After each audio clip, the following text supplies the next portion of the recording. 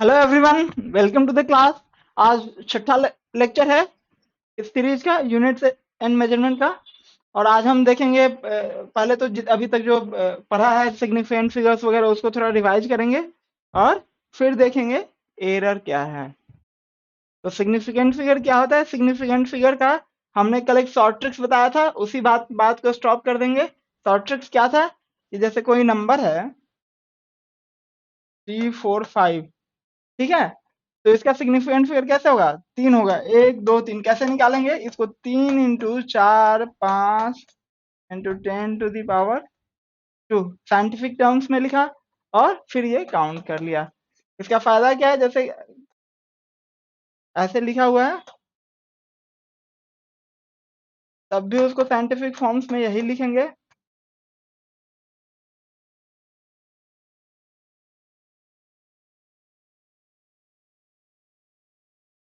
यहाँ भी इसका यूनिट डिजिट। हमने एक चीज और बताया था कि यदि हम यूनिट कन्वर्ट करते हैं, यूनिट किलोमीटर में दिया हुआ है और उसको हम मीटर में लिखते हैं, तो भी सिग्निफिकेंट फिगर चेंज नहीं होता है। तो जैसे मान लिया कि अ, हमने यहाँ से लिखा पटना गांधी मैदान यहाँ से 3 किलोमीटर दूर है ना। हमने ऐसे लिख दिया 3 किलोमीटर दूर, तो इसमें सिग्निफिकेंट फिगर क्या होगा? एक ये होगा और दूसरा ये, क्योंकि ये डेसिमल के राइट साइड में है तो ये सिग्निफिकेंट फिगर हो गया। तो यहाँ सिग्निफिकेंट फिगर का काउंट क्या हो गया? 2। अब यदि इसको हम मीटर में भी लिखते हैं, मीटर में मतलब क्या लिख सकते हैं बताइए हमको?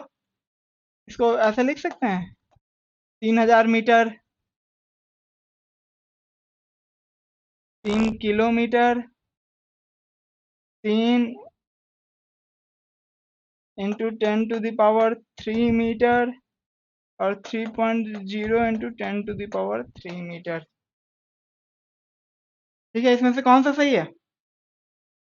इसमें से ये सही है, ये 3 है। ठीक है, ये इसमें सिग्निफिकेंट फिगर 2 है। तो ये हमने कल सीखा था कैसे सिग्निफिकेंट फिगर लिखें। और राउंडिंग ऑफ के लिए सीखा था। कैसे सीखा था राउंडिंग ऑफ के लिए? राउंडिंग ऑफ के लिए सीखा था, जैसे कोई नंबर है ना, 2 3 4 5 मानते हैं यहाँ बीच में हम, तो जो डिजिट राउंड करना है ना, जो लास्ट डिजिट है वो we are not very confident of its measurement. ठीक है, हम इसके लिए इतना कॉन्फिडेंट नहीं है, तो इसको फर्स्ट इनसिग्निफिकेंट फिगर कहते हैं। First insignificant figure. तो फर्स्ट इनसिग्निफिकेंट फिगर में इसको ड्रॉप करना है। तो इसको ड्रॉप करने के लिए क्या नहीं बताया था? यदि ये मानते हैं ये 2.346 होता, तो ये क्या है? 5 से ज्यादा है तो एक इधर बढ़ा देंगे। इसके लिए सिग्निफिक राउंड ऑफ करके क्या लिखेंगे? 2.35, 2.35। और यदि ये 2.344 होता तो इसके लिए सिग्निफिकेंट फिगर क्या लिखेंगे? 2.34। 5 से कम है तो चेंज नहीं किया, 5 से ज्यादा है तो एक चेंज कर दिया इसमें। इस वैल्यू में जो जो last digit to be kept है या लास्ट सिग्निफिकेंट डिजिट है उसमें यदि ये 5 के बराबर है, 5 के बराबर है तो हमने क्या देखा था कि यदि ये 0, यदि ये 4 है मतलब इवन है, इवन है तो इसको सेम छोड़ देंगे। तो इसको क्या लिखेंगे? 2.345 को लिखेंगे 2.34।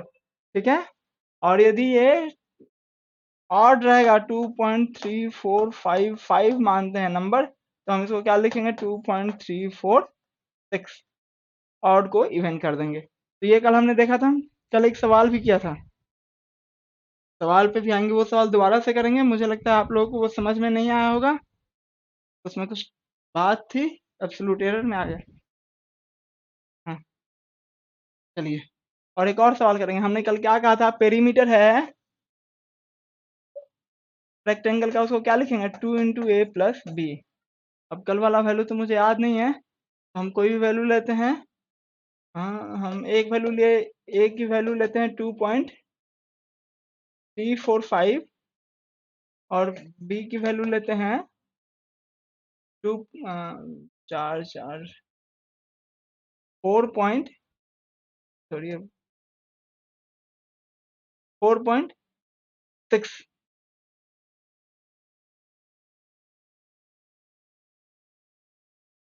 4.65 लिए 4.66 लिए, ठीक है जी। आसान रहेगा कैलकुलेट करने में हमको। ठीक है, तो अब हम इसको लिखते हैं, पेरीमीटर निकालते हैं 2.345 प्लस 4.66। तो इसको कैसे लिखेंगे, 2 इंटू ऐसे लिखेंगे, 5 का 5 लिख लिया, 6 4 10 हो गया, 6 3 9 1 10 हो गया, और ये 6 और 1 7 हो गया। इसको गुना करके क्या लिखेंगे, 14.010 ये लिखेंगे। अब देखिए, अब हमने क्या क्या कहा था कि जो भी हम सिग्निफिकेंट फिगर्स का जो भी मैथमेटिकल ऑपरेशंस होगा, उसमें जो रिजल्टेंट का सिग्निफिकेंट फिगर का काउंट होगा, वो जो लिस्ट एक्यूरेट वैल्यू है उसके बराबर होगा। लिस्ट एक्यूरेट वैल्यू किसको कहेंगे, इसको कहेंगे, इसमें इसमें डेसिमल के बाद कम पॉइंट तक हमने लिखा है, तो इसको कहेंगे कि हमारा ये लिस्ट एक्यूरेट वैल्यू है। ये डेसिमल के 3 पॉइंट तक गया है, डेसिमल के 2 पॉइंट में, तो इसमें सिग्निफिकेंट फिगर कितना है, 3 है। तो रिजल्टेंट का सिग्निफिकेंट फिगर क्या है, 3 होगा। तो 1 2 3, तो आंसर क्या हो गया, 14.0। हम जो बताना चाह रहे थे वो ये बताना चाह रहे थे कि बहुत लोग बचपन से पढ़ता है कि डेसिमल के बाद जितना पॉइंट है उतना रखेंगे। डेसिमल के बाद यहाँ 2 पॉइंट है, यहाँ 3 पॉइंट है, तो गलती से ये मत ले लीजिएगा, 0 1 मत ले लीजिएगा। यदि 0 1 ले लीजिएगा, ये वाला वैल्यू पूरा 0 1 ले लिए, तो यहाँ सिग्निफिकेंट फिगर क्या हो जाएगा, 4 हो जाएगा। ठीक है, फिर आपको बड़ा सा अंडा मिल जाएगा आंसर में। निगेटिव मार्किंग होता है, अंडा नहीं होता है। अंडा तो बचपन में मिलता था। हाँ, ठीक है। तो सिग्निफिकेंट फिगर का जो रिजल्टेंट का जो सिग्निफिकेंट फिगर होगा, वो क्या होगा, वो जो लिस्ट एक्यूरेट वैल्यू है उसके सिग्निफिकेंट फिगर के बराबर होगा। अच्छा, इसी बात पे एक और चीज निकाल ही दीजिए। मानते हैं एक रेडियस है, नहीं एक डायमीटर है, हमने कहीं से एक डायमीटर मेजर किया, D D is equal to हमने लिखा,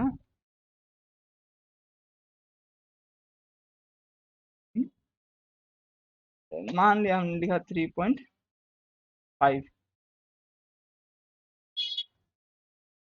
14 28/22, मान लिया 35/22 हमने एक डायमीटर लिखा। ठीक है जी।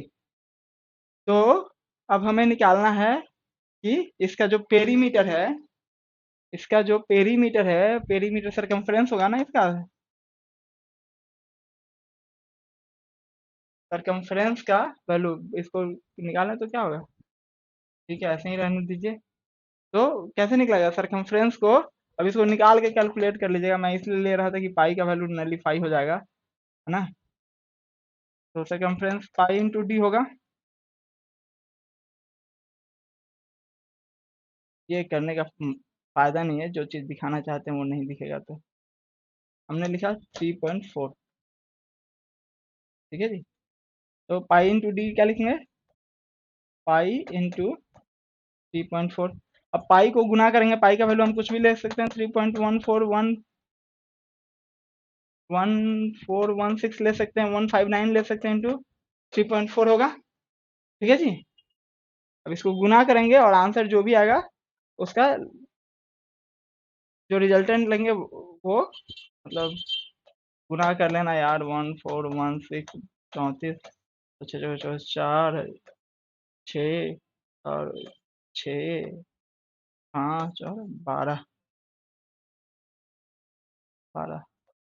61413, तो 4 7 1 8 8 1 9 और एक ये है 3 और ये है 4। तो 1 2 3 4, ठीक है 5, यहाँ पे डेसिमल आएगा। गड़बड़ कर दिए हैं। 1 2 3 4।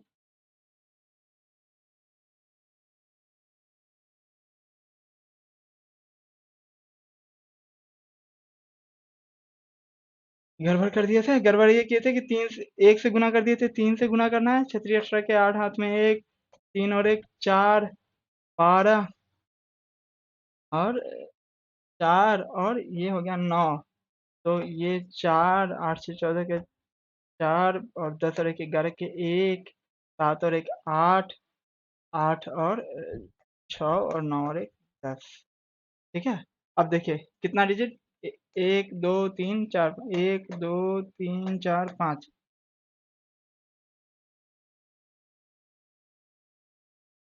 ये वैल्यू हुआ। और हमारा सिग्निफिकेंट फिगर क्या है, दो ही है, 3.4 है। 3.4 सेंटीमीटर है। तो सिग्निफिकेंट फिगर में क्या आएगा, आंसर क्या आएगा, 10। 10। 10.0 नहीं लिखेंगे, जैसे 0.0 लिखेंगे सिग्निफिकेंट फिगर वो हो जाएगा,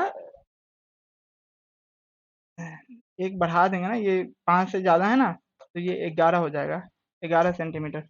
और रेडियस कैसे लिखेंगे, रेडियस को लिखेंगे d/2। तो रेडियस को 1.7 सेंटीमीटर। ठीक है। रेडियस सिंपल आधा होगा, तो निकल गया वो आधा, उसमें वहां पे तो कोई दिक्कत ही नहीं है। एक फिर एग्जांपल हमने कर लिया इस चीज को समझने के लिए। इसका आंसर 11 हो जाएगा। ये 6 जो है, 6 जो है वो 1 में कन्वर्ट हो जाएगा। ठीक है। अब आइए, एरर यहाँ से। अब फाइनल लेग में है यूनिट्स एंड मेजरमेंट्स के, है ना। अब सिर्फ दो चीज पढ़ना बच गया है, एक तो एरर और दूसरा दूसरा पढ़ेंगे कि वर्नियर कैलिपर्स जो मेजरिंग इंस्ट्रूमेंट है, लेंथ मेजरिंग इंस्ट्रूमेंट है, वो पढ़ेंगे यहाँ पे। और बाकी जो सारे इंस्ट्रूमेंट हैं वो उनको उनके चैप्टर के साथ पढ़ेंगे, जैसे करंट में पढ़ेंगे या और जगह पढ़ेंगे। ठीक है। तो अ, अ, हमने पहली लाइन पढ़ी थी, कहा था यूनिट मेजरमेंट शुरू करते वक्त कि जो भी कोई फिजिकल क्वांटिटी है जिसको हम मेजर कर रहे हैं, उसका एक्यूरेट वैल्यू हम मेजर नहीं कर सकते। 1 मिनट होल्ड कीजिएगा, कुछ एरर आ रहा है।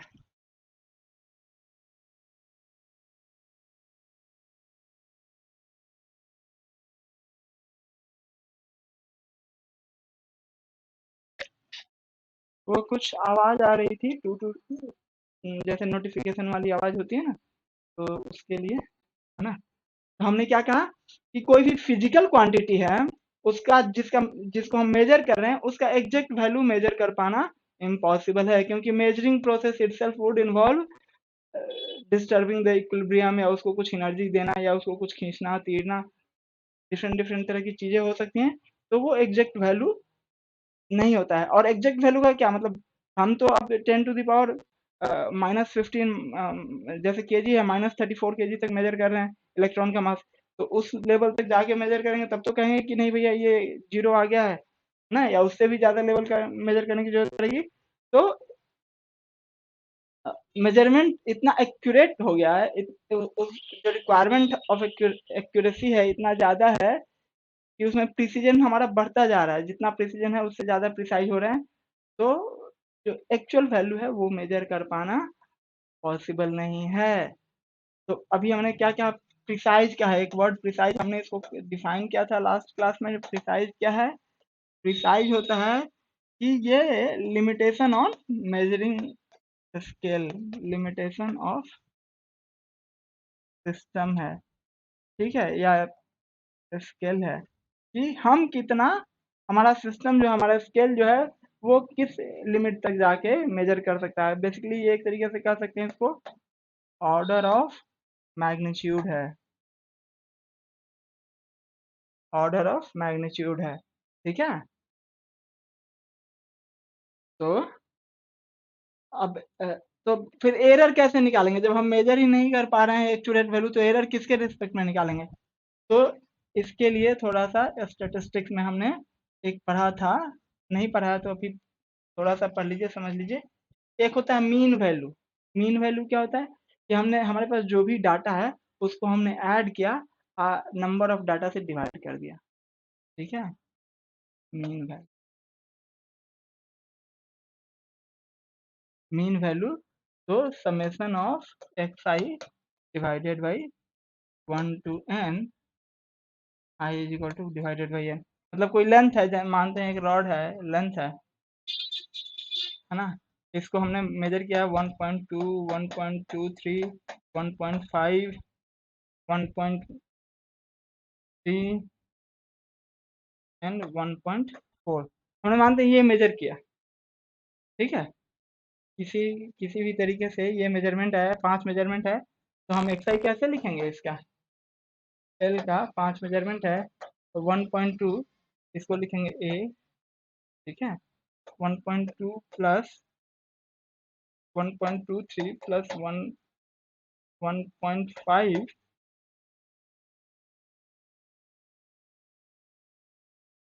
Plus 1.3 plus 1.4 divided by 5 value है 5।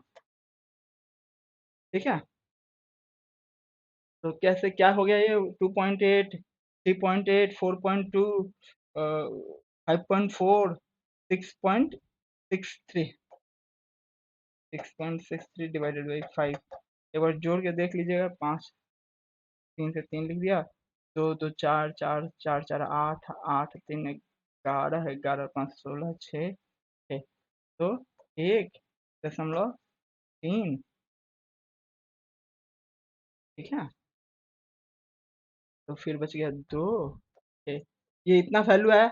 अब हमने सिग्निफिकेंट फिगर में क्या पढ़ा है कि जो लिस्ट एक्यूरेट वैल्यू है उसके बराबर ही सिग्निफिकेंट फिगर होगा, तो हमारा वैल्यू क्या हो जाएगा 1.3, क्योंकि इसको ड्रॉप करना है, ये 5 से कम है। ठीक है, 2 है इसमें, लिस्ट सिग्निफिकेंट फिगर क्या है 2 है, तो हमारा वैल्यू हो जाएगा, मानते हैं ये सेंटीमीटर है, अब मीटर ही मान लीजिए, मीटर है, तो ये मीटर 1.3 मीटर। ठीक है जी, तो इसको कहते हैं, इसको कहते हैं ए मीन, इसको कहते हैं क्या, मीन वैल्यू ऑफ, और मीन वैल्यू को ही हम ट्रू वैल्यू मान लेंगे। ये एज्यूम्ड है नहीं ये ट्रू वैल्यू, लेकिन हमारे पास डाटा नहीं है, तो हमने क्या किया, हमने कहा कि सबने एटमोस्ट कोशिश की होगी सही सही मेजर करने का, तो सबका एक एवरेज लेके और उसको कह दिया जाए कि यही ट्रू वैल्यू है, और उसी के रेस्पेक्ट में, सापेक्ष में स्टडी किया जाए। रिलेटिव एरर इतना जल्दी कैसे आएगा, कुछ छूट गया है क्या?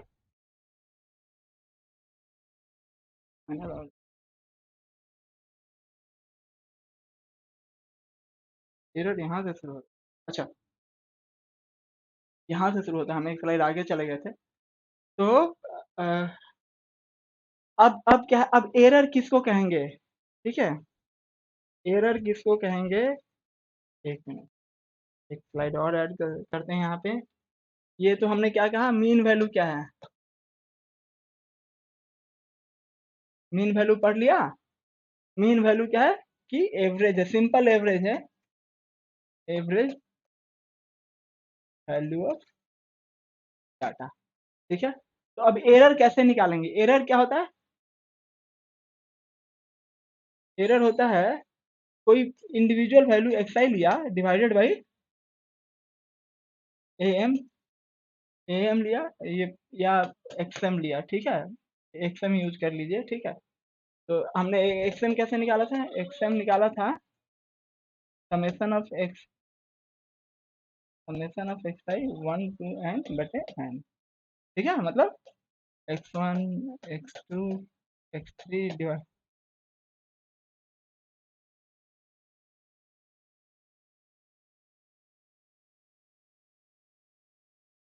ठीक है।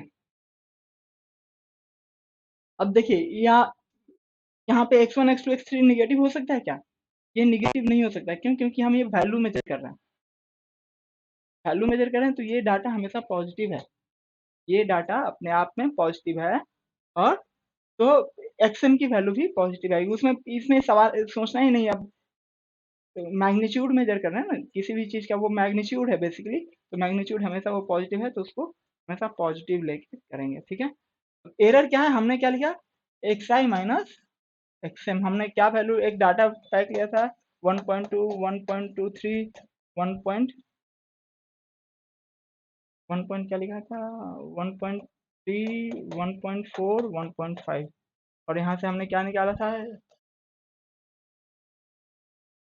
एक्सएम निकाला था 1.3,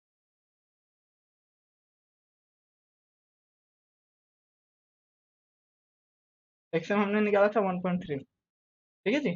तो अब हम एरर निकालते हैं। एरर हर एक मेजरमेंट के लिए इंडिविजुअल एरर निकालेंगे। ठीक है।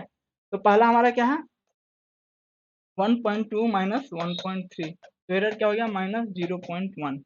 ठीक है। दूसरा क्या है, 1.23 माइनस 1.3, तो एरर क्या हो गया, माइनस 0.07। ठीक है। तीसरा delta x1, delta x2, delta क्यों लिख रहे हैं, क्योंकि चेंज है तो अब आदत सी हो गई है हम लोगों की कि हम लोग चेंज को डेल्टा से डिनोट करते हैं। तो 1.3 माइनस 1.3 इज इक्वल टू 0। ठीक है। चौथा एरर क्या है, चौथे मेजरमेंट के लिए एरर क्या है, 1.4 माइनस 1.3, 0.1। और पांचवे के लिए एरर क्या है, पांचवे के लिए एरर क्या है, 1.5 माइनस 1.3 इज इक्वल टू 0.2। अब हम क्या देख रहे हैं कि जो एरर आ रहा है वो निगेटिव है, जीरो है, पॉजिटिव है, वो कुछ भी है एरर हमारा। ठीक है। तो अब हम इसका इससे हम क्या समझें, तो हमने एक एब्सोल्यूट एरर डिफाइन किया कि एब्सोल्यूट एरर क्या है। एब्सोल्यूट एरर को हमने कहा कि उसको पॉजिटिव, हमेशा पॉजिटिव होगा, जो एब्सोल्यूट वैल्यू होगी, एब्सोल्यूट एरर मानते हैं इसको, डेल्टा एक्स का मॉड ले लिया तो उसको कहा एब्सोल्यूट एरर।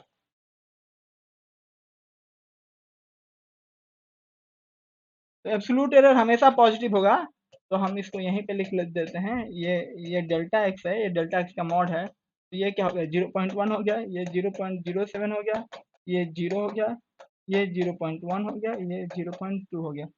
ठीक है। फिर एक टर्म हमने डिफाइन किया कि अब जैसे हमने मीन वैल्यू लिया था, मीन वैल्यू क्या थी, एवरेज वैल्यू थी सारे डाटा का। तो अब यहाँ तो हमारा जो भी एरर है वो वैरी कर रहा है, वो उसका मतलब एक तरीके से हमें रेंज दिख रहा है, रेंज दिख रहा है ना। तो उसको कैसे उसके लिए क्या हम एक यूनिफाई एक वैल्यू लिख सकते हैं, हम हर जगह सारी वैल्यू तो नहीं लिख सकते ना। जैसे किसी चीज का हमें लेंथ बताना है तो हमें हमने क्या बताया, 10 10, यदि हमने 10 मेजरमेंट लिया तो हम 10 लेंथ थोड़े बोल सकते हैं, इसका लेंथ ये है, इसका लेंथ ये है, इसका लेंथ ये है, इसका लेंथ है। हमने 10 का एक एवरेज लेके एक लेंथ बताया कि इसका लेंथ ये है। लेकिन हम हमारा एक्चुअल लेंथ तो वो था ना, एक्चुअल लेंथ तो अलग अलग था। तो जो डिफरेंस रहा उसको हमने क्या कहा, एरर कहा। तो अब जब लेंथ एक बता रहे हैं तो एरर अलग अलग कैसे बता सकते हैं, तो एरर को भी हमें एक ही बताना है, एक ऐसा वैल्यू बताया कि उससे हमारा सब अ, अ, बाकी सारे जो एरर हैं, एरर पॉइंट्स हैं या डाटा पॉइंट हैं, वो अ, उसी में आ गए, उसके बाहर नहीं रह गए। ठीक है। तो इसके लिए हमने मीन एब्सोल्यूट एरर डिफाइन किया एक टर्म। और मीन एब्सोल्यूट एरर कैसे डिफाइन किया कि summation of X I to N divided by N. तो मतलब मॉड, तो हमने क्या किया, 0.1 plus 0.7 plus 0 plus 0.1 plus 0.2 divided by N कर दिया। ये 0.07 है। तो दो एक तीन, तीन और एक जीरो, एक तीन और एक चार, 0.47 डिवाइडेड बाई 5, तो ये क्या है, 0.0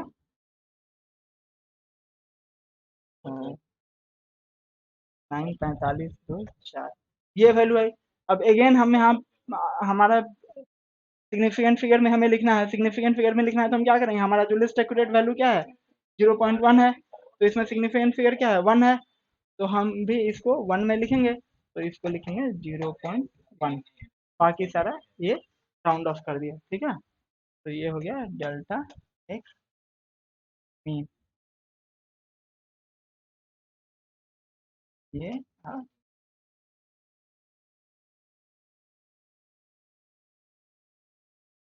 ठीक है जी।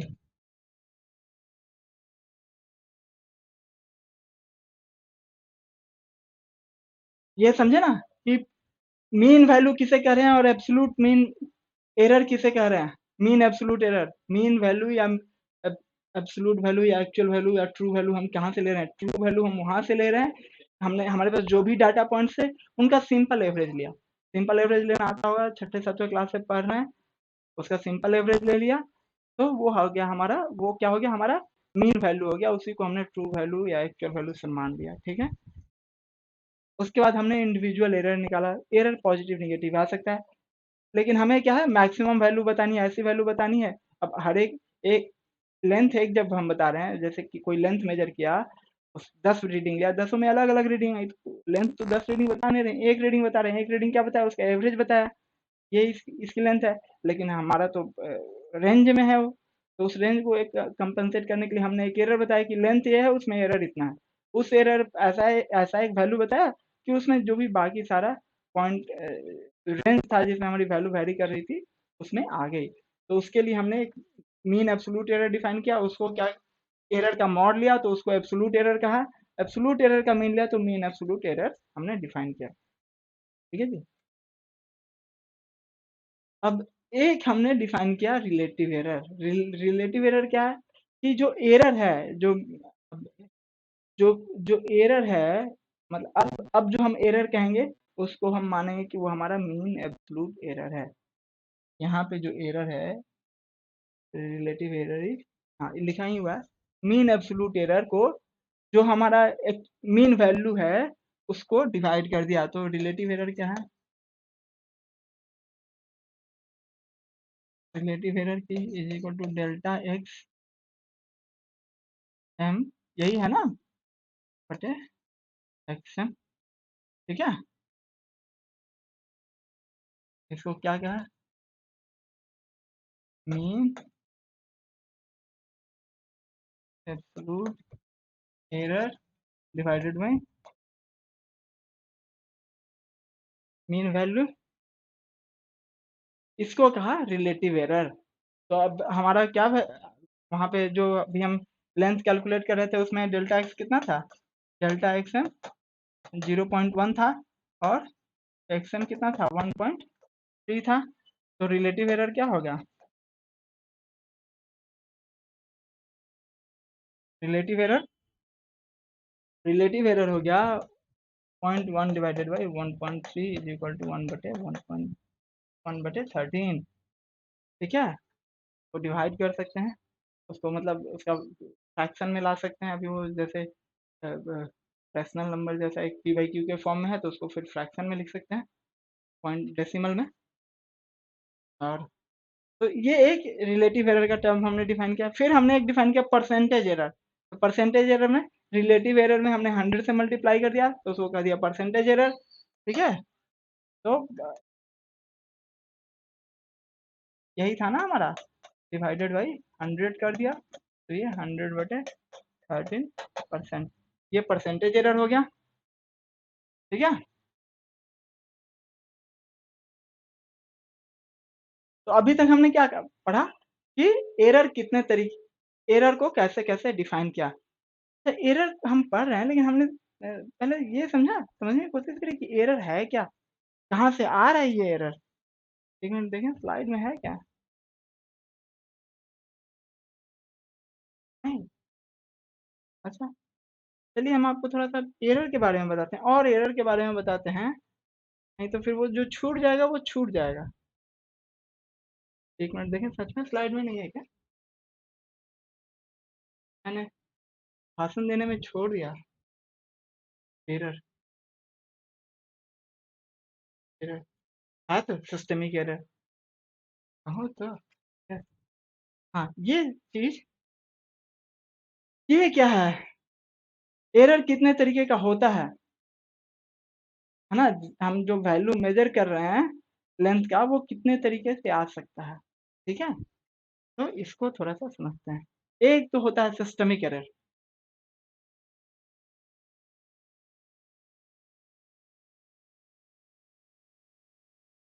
सिस्टमिक एरर क्या है? सिस्टमिक एरर है कि हमारा जो सिस्टम है उसी में कुछ फॉल्ट है। सिस्टम में फॉल्ट है, मतलब हमने जैसे कोई ऑप्टिकल बेंच सेट किया है। ऑप्टिकल बेंच कैसे होता है? एक ऐसे होता है, ठीक है। और यहाँ पे लेंस लगा रहता है और यहाँ पे ऑब्जेक्ट होता है, इसका इमेज दूसरी तरफ बनता है और इस पे स्केलिंग रहता है, ग्रेडिंग रहता है, ठीक है जी। तो हमारा ग्रेडिंग ठीक नहीं है, हमारा ये जो बेंच है, ऑप्टिकल बेंच है, वो हॉरिजॉन्टल नहीं है, सिस्टम की वजह से एरर जो है।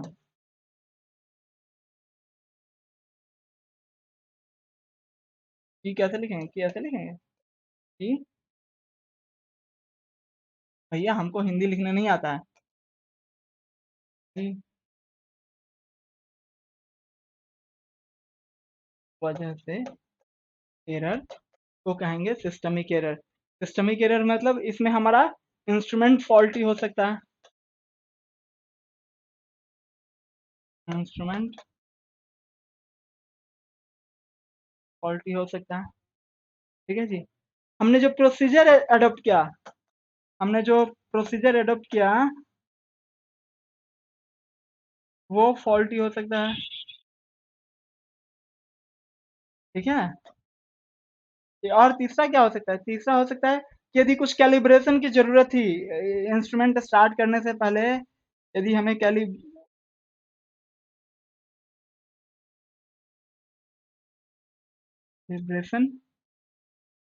जो मेजरिंग इंस्ट्रूमेंट है उसका एक बार कैलिब्रेशन चेक करते हैं कि ये सही मेजर कर रहा है नहीं कर रहा है। जैसे पहले तो क्या है कि कहानी सुनते हैं थोड़ा सा 1 मिनट के लिए। पहले जब हम लोग छोटे छोटे थे ना, तो इतना डिजिटल जमाना नहीं था, तो वो तराजू जो कैसे सब्जी वाले के पास जाते थे या किराने की दुकान वाले के पास, तो वो ऐसे वाला तराजू रखता था, हाथ में उठा के देखता था। तो अब उसका क्या है, 1 केजी तोलना है, उसमें उसको 2 4 5 10 20 ग्राम इधर उधर जा रहा है, उसको पता ही नहीं चलेगा। वो क्या आंख से देख रहा है, अच्छा जी लगता है बराबर है तो दे दिया।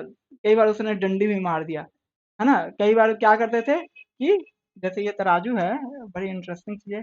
तो कुछ लोग तो उसमें एक स्केल ऐसा होता था, एक स्केल, ठीक है, ऐसे, और उसके ऊपर ऐसे बना रहता था,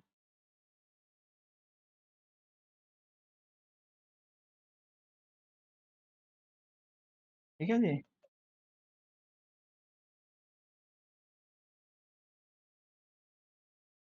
1 मिनट जी।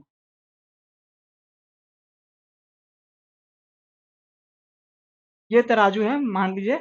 अब क्या है, तो ये स्केल यदि मीट कर गया तो उसको मानते थे कि हमारा वेट इक्वल है। कई जगह तो वो स्केल ही हटा देते थे, इसमें सीधा रस्सी लगा के ऐसे कर देते थे, उसको ऐसे कर दिया तो वो कम ज्यादा हो गया, ठीक है जी। कई जगह वो थोड़ा ईमानदार रखते थे तो ऐसा रखते थे, लेकिन उसमें भी ये जो लेंथ है, लेंथ ही छोटा बड़ा है तो,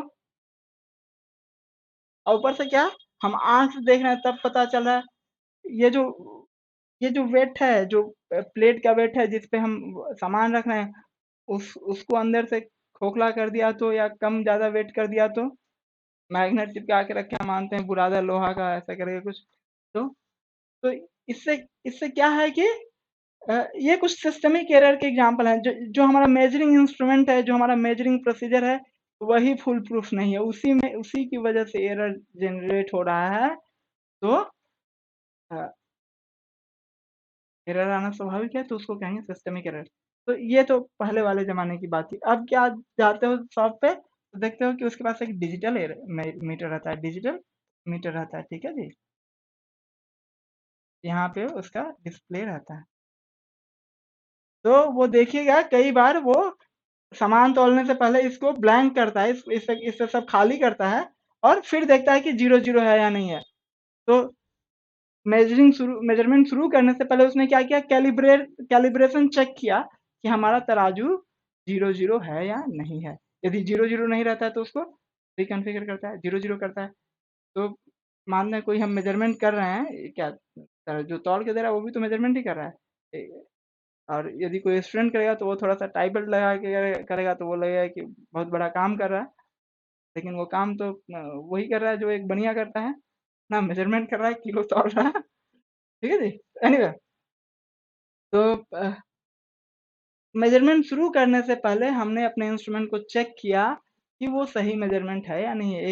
एक सैंपल सैंपल डाटा लेके उसमें चेक करके देखा, अच्छा ये सही कर रहा है, मतलब सही वैलिडेट किया उसको। तो हो सकता है कैलिब्रेशन ही हमने गलत कर दिया, और भी डिफरेंट डिफरेंट तरह के रीजन हो सकते हैं गलती करने के। तो एक तो एक गलती क्या है कि सिस्टम की वजह से गलती है, तो सिस्टम उसको कहेंगे सिस्टमिक एरर। दूसरी जो प्रमुख गलती क्या है कि रैंडम एरर।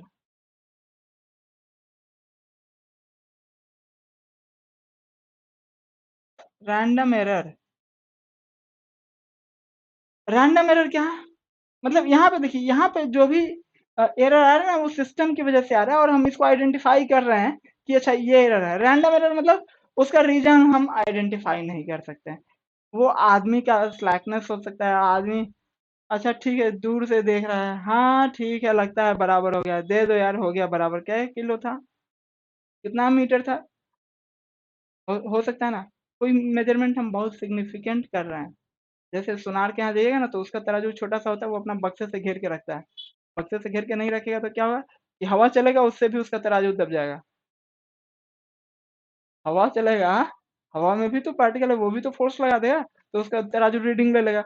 तो वो क्या है, मतलब जो बाकी सारे एरर जो एम्बियंस की वजह से, सराउंडिंग की वजह से, ह्यूमन एरर की वजह से आ रहे हैं, उस सबको रैंडम एरर कहते हैं। तो इसमें क्या आता है, ह्यूमन एरर, है ना। अब ह्यूमन एरर ही क्या तरीके का हो सकता है, वो रीडिंग नहीं ले रहा है, वो सुस्त है, वो जानबूझ के कुछ भी कर रहा है ना, बदमाश है, उसको नहीं करने आ रहा है।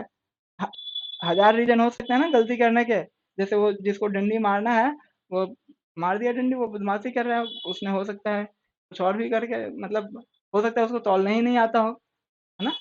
तो इसको नहीं पता है इसमें कि इसका रीजन क्या है। मीन एब्सोल्यूट एरर किसे कहते हैं? दो एक न्यूमेरिकल भी किया उसको समझते समझते, ठीक है। मीन वैल्यू कैसे निकालेंगे? अब हम देखते हैं कि इसका मैथमेटिक्स कैसे होता है। इसका मैथमेटिक्स कैसे होता है। तो सपोज कि कोई वैल्यू है, मानते हैं कोई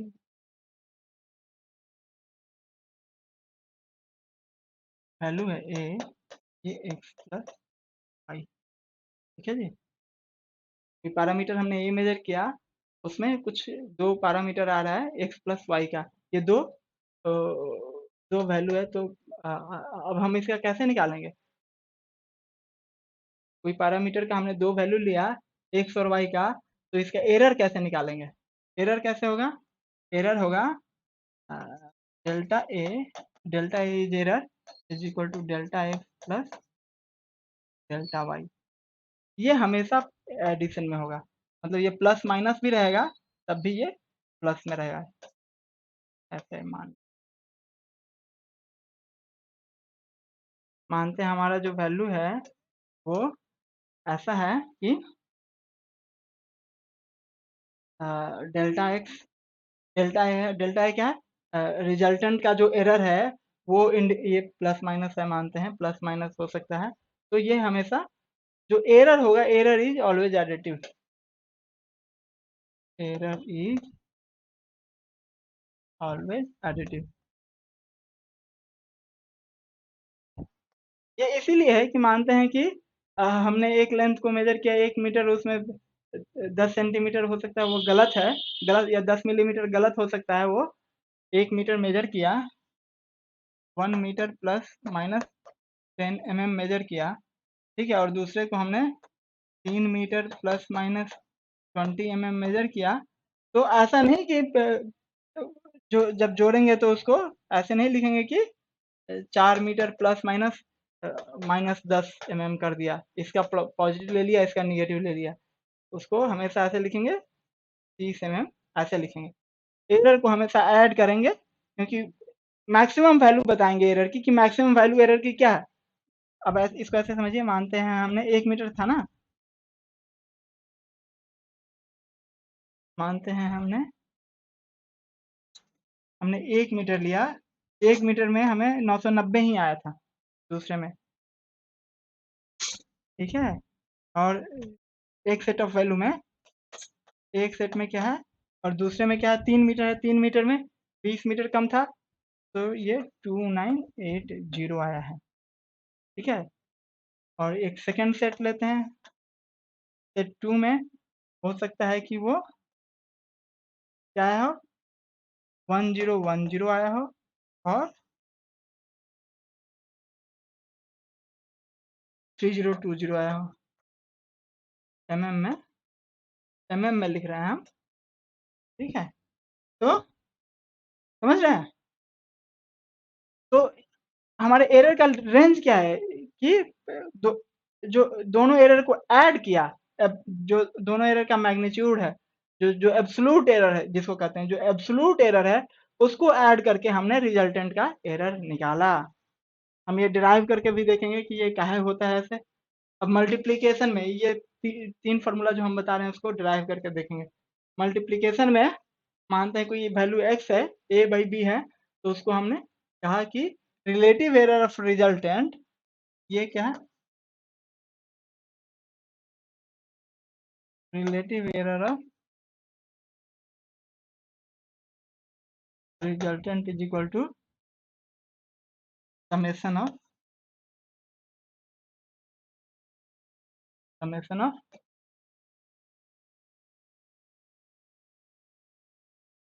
relative error of individual measurement.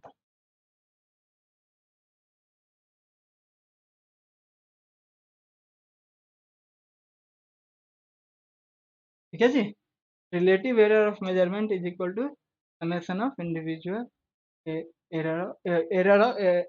Relative error of resultant is summation of relative error of individual measurement, ठीक है। यही, अब एक जेनरिक फार्मूला लेते हैं, तो इसमें ये जो घातांक है, जो पावर है, उसका उसका भी वेट इसमें इंक्लूड हो जाता है, तो ये क्या कहेंगे, relative error of resultant is plus minus कैसे, n times delta a by a, ठीक है, plus m times delta b by b, ठीक है। ये ऐसे निकालते हैं। अब ये फार्मूला आता कहाँ से, इस फार्मूला को डिराइव करके देखते हैं कैसे फार्मूला, ये जो फार्मूला हम लिखाए जा रहे हैं ये आ कहाँ से रहा है। तो बेसिकली कोई फंक्शन लेते हैं हम, y is equal to F X, ठीक है। मतलब देखिए, पहले समझिए, दो मेजरमेंट ले रहे हैं यदि हम, या किसी भी चीज का n मेजरमेंट ले रहे हैं, तो each measurement is independent from other. एक बार मेजरमेंट लेके खत्म कर दिया, अब ये खत्म हो गया, जब दूसरा मेजरमेंट लेंगे तो उससे पहले मेजरमेंट का कोई फर्क नहीं पड़ता है, पहला मेजरमेंट था, ठीक है। तो उसको ऐसे समझ सकते हैं कि वो आ, हम जो फंक्शन है, किसी चीज का फंक्शन है, जो जो मेजरमेंट आ रहा है वो हमारा, वो किसी चीज का फंक्शन है, और हर बार जो है वो हम, मतलब f1x है, f2x है, f3x है, ऐसे ऐसे करके हम समझ सकते हैं, ठीक है। कि हर मेजरमेंट जो है वो इंडिपेंडेंट है, हर मेजरमेंट जो है वो ऐसे मान सकते हैं कि वो इंडिपेंडेंट है, ठीक है। तो खैर अभी उस चीज में नहीं जाते हैं। तो अब हम इसमें डेल्टा वाई को कैसे लिखेंगे, डेल्टा वाई जो लिख रहे हैं हम, इसको लिखते हैं D X D F X by D X to delta x, ठीक है। ये कोई फंक्शन है y is equal to F X, तो हम इसका एरर ऐसे निकालते हैं। ये क्या है, ये डेरिवेटिव है, सिंपल डेरिवेटिव है, हमने उसको डिराइव डेरिवेशन कर दिया। तो हमारा जो एडिशन और सब्सट्रैक्शन वाला क्या था, कि x इज इक्वल टू, मानते हैं x is equal to A plus B था, तो ये क्या है, हमारा जो फंक्शन है वो a और b दोनों का फंक्शन है, ठीक है। ए और बी, और ये हमारा पार्शियल डेरिवेटिव है। तो हमने पहले डिफाइन किया डेल्टा वाई ए को, डेल्टा वाई ए को, डेल्टा एक्स ए को डिफाइन किया, तो इसमें क्या लिखा, डी ए बटे डी ए के रेस्पेक्ट में डिफाइन कर रहे हैं इनटू डेल्टा ए प्लस, अब इसमें जब बी को ए के रेस्पेक्ट में डिफाइन करेंगे तो बी का जो वैल्यू है वो ए से इंडिपेंडेंट है, उस पर डिपेंड नहीं करता है, तो वो वैल्यू बेसिकली क्या है, कांस्टेंट है उसके लिए, तो कांस्टेंट हो गया, तो इसको क्या लिखेंगे, ये वैल्यू 0 हो जाएगा। ठीक है, और वैसे ही डेल एक्स को जब बी के टर्म्स में करेंगे तो ये क्या हो गया, D B by D B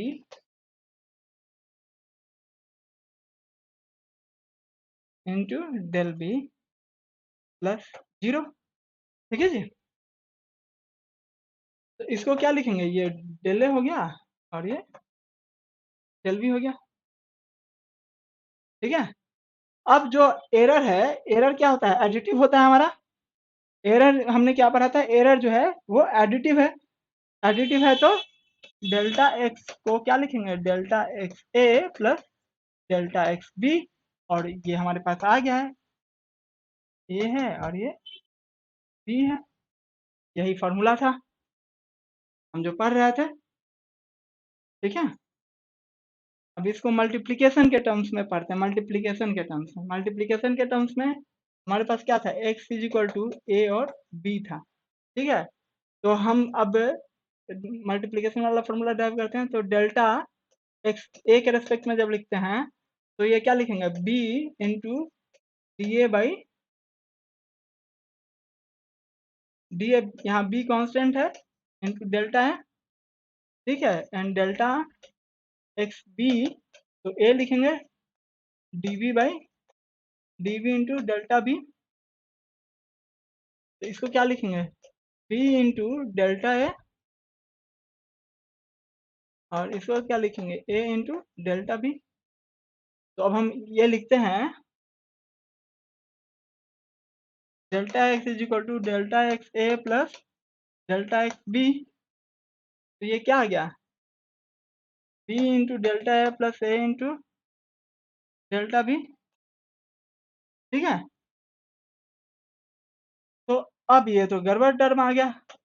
अब हमने क्या सोचा था कि हमारा ए जो है बी से इंडिपेंडेंट है और बी जो है ए से इंडिपेंडेंट है, लेकिन ये एक दूसरे में मिक्स हो गया, तो हमने क्या किया कि इससे डिवाइड कर दिया, ए बी ए बी, तो ये कट गया, तो यहाँ पे delta a by a plus delta b by, आ गया फॉर्मूला। कैसे आ रहा है समझ रहे हैं ना, कैसे एरर का वैल्यू कैलकुलेट करें, एक जेनेरिक टर्म्स देखते हैं, एक मिनट, एक जेनेरिक टर्म्स देखते हैं, मैं कहाँ ले जाना चाहता हूँ, आप वहाँ जाएंगे थोड़ी देर में। मानते हैं कि x is equal to a to the power p b to the power q and c to the power r। ठीक है, तो अब हमने क्या निकाला, डेल्टा एक्स ए निकाला, तो हमारे पास ये क्या है, b to the power q c to the power r common हो गया, और हमने p बाहर ले लिया, और ये a p माइनस 1,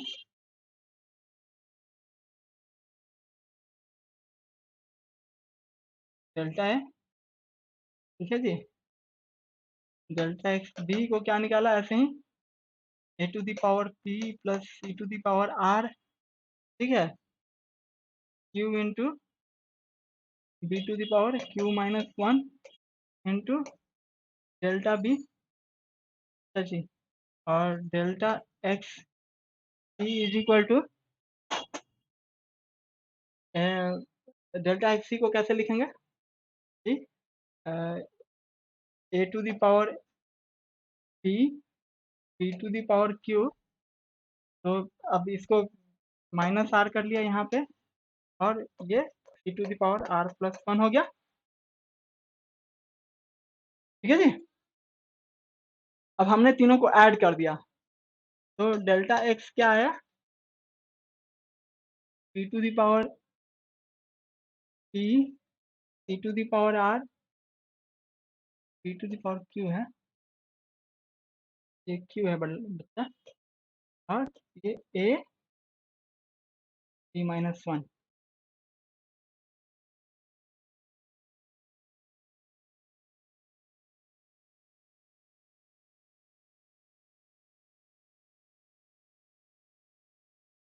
ठीक है, plus a to the power p, c to the power r, q, p to the power q minus one, plus a to the power p, b to the power q minus r, delta c, delta c divided by c r plus one. अब हमने इसको x से divide कर दिया, x से divide कर दिया, तो डिवाइडेड बाई एक्स कर दिया। यदि इक्वेशन वन को हमने क्या किया, equation one divide equation two माना, और ये इक्वेशन वन है, हमने टू डिवाइडेड बाई वन कर दिया, तो delta x divided by x को क्या हो गया, देखिए ये पी है, p q a p minus one divided by c to the power r, और हमने क्या डिवाइड किया इससे, p to the power q a to the power r, और सी आर इससे डिवाइड किया, सी आर यहाँ पे कट गया, b to the power q यहाँ पे कट गया, और ये पी है, तो ये कट गया, सिर्फ ये बच गया, इंटू डेल्टा ए बच गया। ठीक है, तो वैसे ही बाकी तीनों टर्म्स के लिए आप देखेंगे क्या बचेगा, ठीक है। क्या टर्म था हमारा, क्यू इंटू डेल्टा बी बटे c, plus r into delta c बटे सी। ठीक है, तो ये वाला जेनेरिक टर्म है। बस एक सवाल और मानते हैं, ये तो हम ऐसे ले रहे हैं, मानते हैं हमारा कोई फंक्शन है, मैथमेटिकल फंक्शन है, y is equal to x y sine x y, या साइन एक्स ही लेते हैं, ज़्यादा टफ नहीं करते हैं इसको, साइन एक्स। तो इसको हम कैसे करेंगे, तो इसको भी जैसे इसको हम तीन पार्ट में लिखेंगे, तो y इज इक्वल टू क्या लिखेंगे, डेल्टा एक्स बाई एक्स, तो y sine x delta x plus x sine x delta y plus x y cos x delta x. ठीक है जी। अब इसको भी, ये डेल वाई लिखे, इसको भी y से डिवाइड करते हैं, तो एक्स वाई साइन एक्स से डिवाइड करते जाएंगे, तो ये कटता जाएगा, x हो जाएगा, यहाँ भी y बचेगा, यहाँ पे क्या बचेगा, एक्स वाई साइन एक्स बचेगा, तो ये क्या हो जाएगा, कॉट हो जाएगा। ठीक है, तो इस तरीके से हम जो कंपोजिट फंक्शन रहेगा उसका एरर निकालेंगे। तो आज क्लास को हम यहीं स्टॉप करते हैं, कल से हम ये जो भी अभी तक फार्मूला पढ़े हैं उसका न्यूमेरिकल करेंगे। देखिए यूट्यूब पे बहुत लोग पढ़ाते हैं, उसमें से बहुत ज़्यादा लोग बहुत पॉपुलर हो गए हैं गाना वाना गा के, और वो गलत पढ़ाते हैं। मैं नाम लेके नहीं बोल सकता हूँ क्योंकि मेरा चैनल बंद करा देंगे, लेकिन वो लिटरली गलत पढ़ाते हैं। तो ऐसे लोगों से थोड़ा सा सावधान रहिए। आपको यदि कोई बात नहीं समझ में आती है तो हमें कांटेक्ट कर सकते हैं टेलीग्राम पे, या चैनल में जो वीडियो है उसमें कमेंट करके पूछ सकते हैं। मैं अवेलेबल रहूँगा आपके सवालों का जवाब के लिए। तो देखते रहिए कंसेप्चुअल लर्निंग, लाइक सब्सक्राइब और शेयर कीजिए अपने फ्रेंड्स के बीच, और help us grow, community grow करेगी तो मज़ा आएगा पढ़ाने में। तब लाइव सेशन लिया करेंगे। ठीक है जी। तो कल एक बार फिर से आज जो पढ़ा है उसको पढ़ के देखेंगे, समझेंगे दोबारा से, और तब न्यूमेरिकल करेंगे। कुछ बहुत बढ़िया बढ़िया न्यूमेरिकल हैं जो आप इंटरनेट पे शायद कहीं नहीं देखेंगे, या बहुत खोजने से मिलेगा, है ना। जैसे हम वो जो थीटा वीटा पढ़ा रहे थे वो इसके लिए पढ़ा रहे थे, ग्लास और सिंगल ऑफ फ्रिज। तो करके देखेंगे नेक्स्ट क्लास में।